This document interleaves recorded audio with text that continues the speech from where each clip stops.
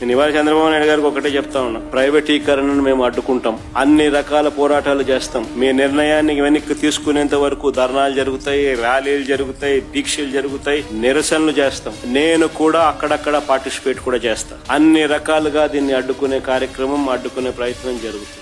నేను ఒక్కనే కాదు, నేను రాష్ట్ర వ్యాప్తంగా రాష్ట్ర శ్రేయస్సు కోరే ప్రతి ఒక్కరికి కూడా పిలుపునిస్తా ఉన్నా, ప్రతి పార్టీకి కూడా పిలుపునిస్తా ఉన్నా. అందరూ కలిసి రండి అని కూడా అడుగుతా ఉన్నా. ఇది రాష్ట్రానికి సంబంధించిన ఆస్తులు.